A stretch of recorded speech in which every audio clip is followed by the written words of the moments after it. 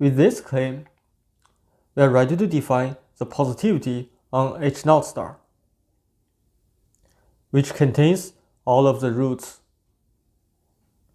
for SLNC.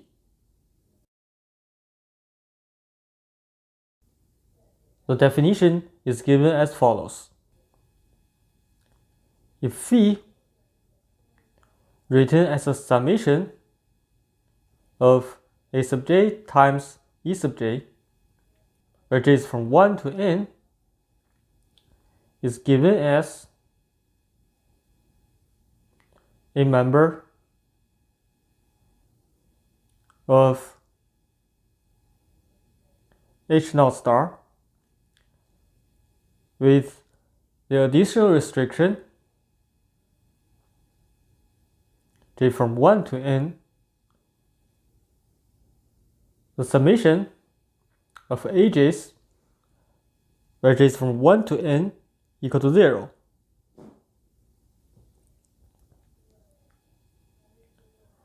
Remember by our claim, such an expression exists and is also unique. If this happens, we say that a non-zero phi is positive, written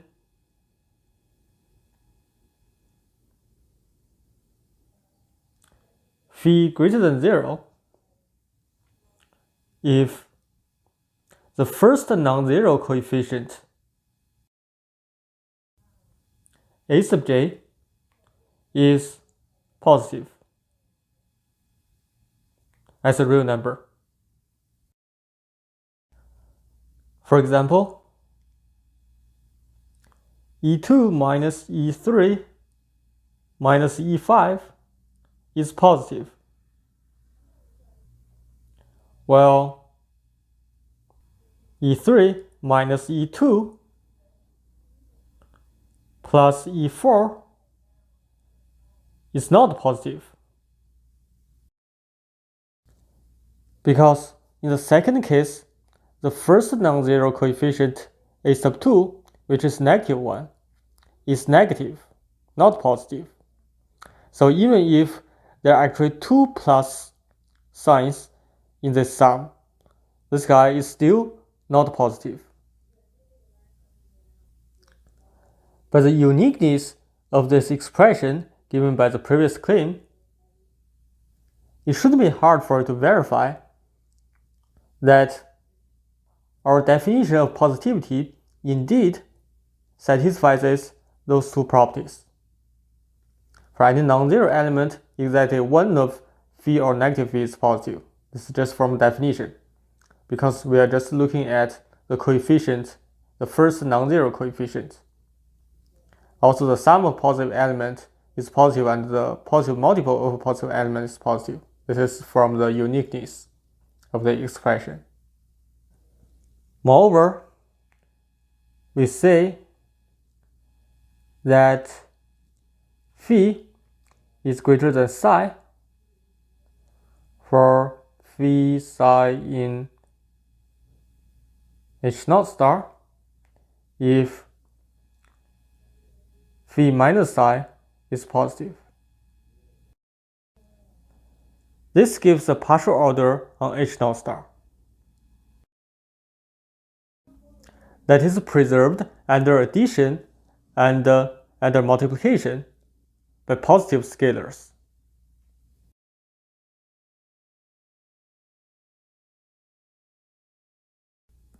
Which should be obvious to you. So now with this definition, let us look at the set of roots, which is a subset of H0 star. What are positive roots? For the roots E sub I minus E sub j in delta, we have the following long chain of inequalities. E1 minus En greater than E1 minus En minus 1. This is true because you can move the right hand side to the left hand side and you get En minus 1 minus En, which is clearly positive by our definition. And this is all the way bigger than E1 minus E2. What is the next term after this? This guy, E1 minus E2, is bigger than E2 minus En, which is bigger than E2 minus En minus 1, all the way to E2 minus E3.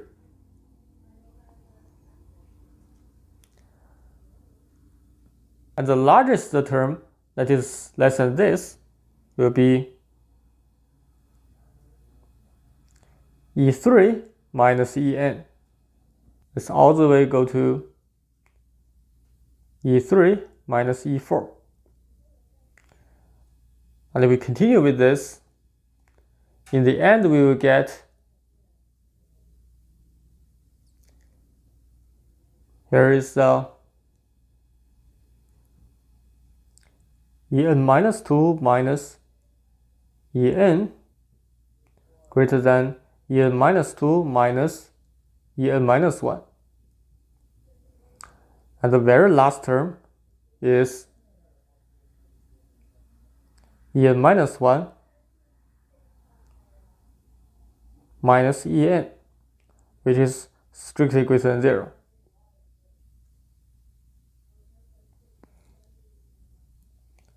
So how many terms are there? How many roots are there that are positive?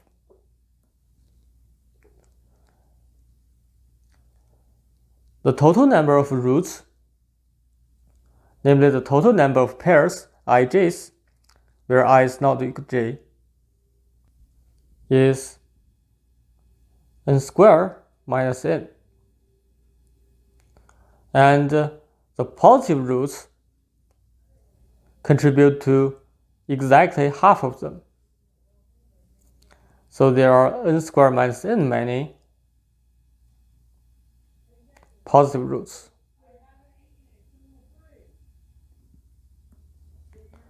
You can also count this directly. So there are n minus 1 terms in the first line, n minus 2 terms in the second line, and all the way to 2 plus 1.